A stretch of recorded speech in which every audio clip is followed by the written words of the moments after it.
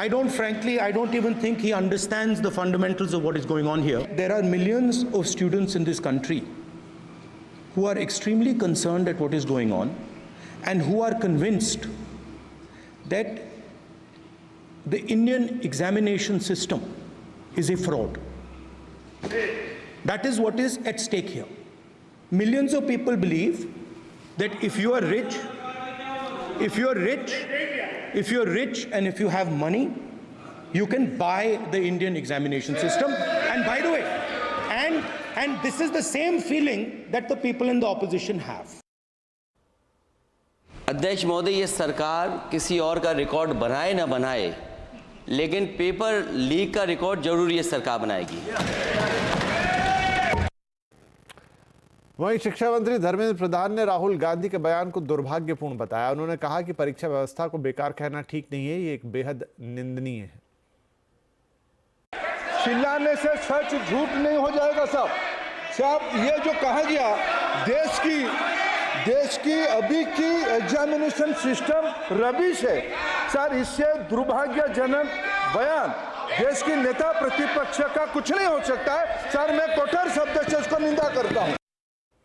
UP सरकार के Kanwar root पर दुकान के आगे नाम लिखने वाले योगी सरकार के फैसले पर सुप्रीम कोर्ट ने आंतरिक रोक लगा दी है। अदालत ने यूपी के साथ एमपी और उत्तराखंड सरकार को भी नोटिस जारी किया है। अब शुक्रवार को इस मामले पर अगली सुनवाई होगी। तब तक दुकानदारों को नेम प्लेट लगानी जरूरी नहीं होगी। एक एनजीओ और टीएमसी सांसद महुआ मोइत्रा समेत कुछ और लोगों ने यूपी सरकार के फैसले को सुप्रीम कोर्ट में चुनौती दी थी। सुप्रीम कोर्ट ने कहा है कि वो सिर्फ फूड के बारे में लिखें और नाम बताना जरूरी नहीं है। आइए अब आपको बताते हैं कि सुप्रीम कोर्ट में अर्जी देने वाली महुआ मोइत्रा ने इस बारे में क्या कहा। We are very happy. This was a completely illegal and unconstitutional order against the principles of our constitution, and the BJP route states started with Muzaffarnagar police and then extended to UP and Uttarakhand, and we had gone to the Supreme Court, and the Supreme Court has ruled in our favor and has granted a stay of all directives, and has no shopkeeper, no owner of any establishment will need to display his or her name. JDU प्रवक्ता केसी त्यागी ने supreme court के फैसले का स्वागत किया है। JDU शुरू से ही इस फैसले का विरोध कर रही थी। मैं सुप्रीम कोर्ट के फैसले का स्वागत करता हूं।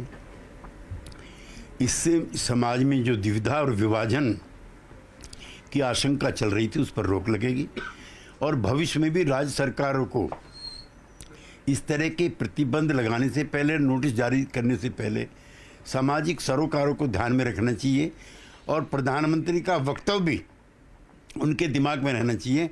सबका साथ, सबका विकास और सबका विश्वास। इससे समाज के एक हिस्से का विश्वास भी टूट रहा था। सुप्रीम कोर्ट के फैसले से उन तमाम ताकतों को भी सोचने का मौका मिलेगा जो विभाजन के बीज समाज में पैदा करने का असफल प्रयास कर रहे थे।